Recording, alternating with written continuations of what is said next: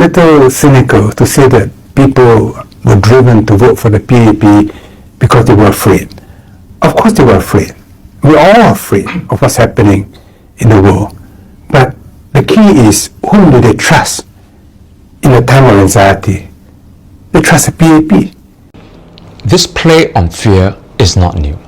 It has been a recurring tactic that the PAP has employed during elections all these decades. In 1997, the PAP threatened that if the opposition wins, your HDB upgrading will not be given priority and your estate will turn into slums. In 2001, elections were called soon after September 11th attacks in the US. A not so subtle message to voters to choose PAP or risk terrorism. In 2006, Mr. Lee Hsien Loong warned against voting for more opposition MPs because he would have to spend all his time thinking of how to fix them instead of doing what is right for Singapore. In 2020, the GE was rushed to exploit COVID fears. And in 2025, Mr. Yeo pointed out voters were driven by fear of what's happening in the world. So no, scaring Singaporeans into voting for the PAP is not new. It's the PAP's favorite playbook. Mr. Yeo then concludes that because the people trust the PAP, they turn to it in times of fear. Now let's take a look at this idea. If the PAP genuinely believes that the people trust it, then why commit such egregious gerrymandering, removing wholesale constituencies which the PAP comes close to losing? And why give such impossibly short periods between the announcement of the new constituencies and the dissolving of Parliament, leaving the opposition little time to spread our message? Why restrict the campaign period to just 9 days? Why continue to control the media and make them the party's mouthpieces? Why introduce ridiculous laws like PROFMA that has the effect of restricting open and free online debate? Now, over the decades, the PAP has run a system that is closed and undemocratic, tilting the electoral system in its favor. It then stokes the people's fear at crucial times, and voila, the people return it to power every single election. The party and its acolytes then push out this simplistic and even disingenuous claim that the results are the way they are because Singaporeans trust the PAP, conveniently ignoring all the undemocratic practices and tactics that it employs. And in the meantime, grave national issues like the suffocating cost of living, overpopulation with the attendant mental health crisis, widening wealth and income inequality, accountability of the ministers, the structure and future of our economy, weak job prospects for the younger generation, crippling housing prices, and so on, all get swept aside. And this is why the SDP's message is so important. To my fellow Singaporeans, both here at home and around the world, please listen closely.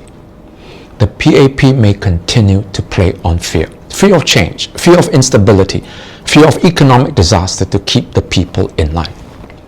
Yes, fear might win them another election, but it cannot spark imagination. It cannot inspire the people to their innovative best.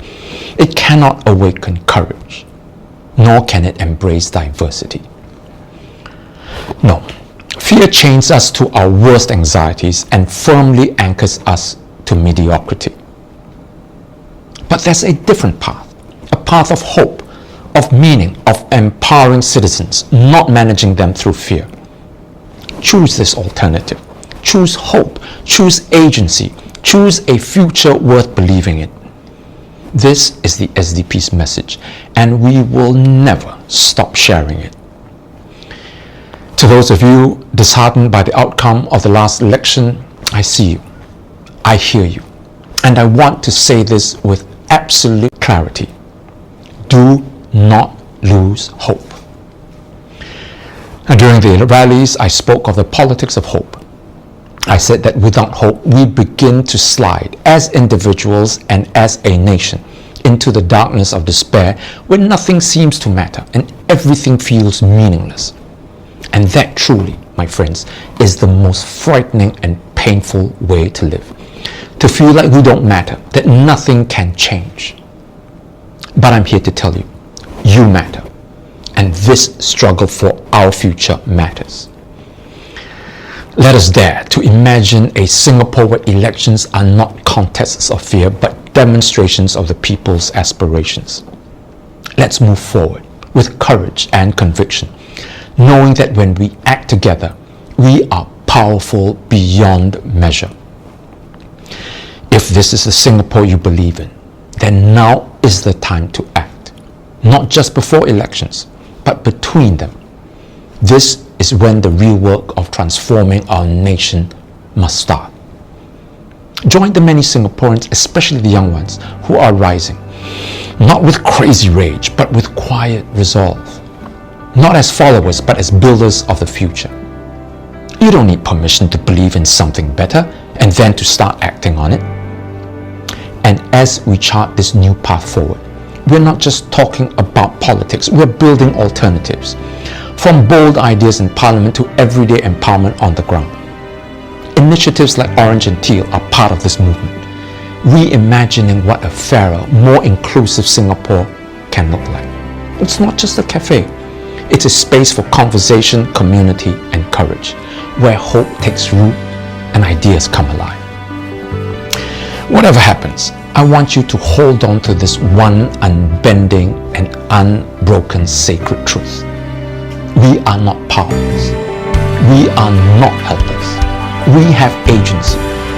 And now is the time to use it. Let's move forward. Majulah. And let's build a Singapore we know in our hearts is possible.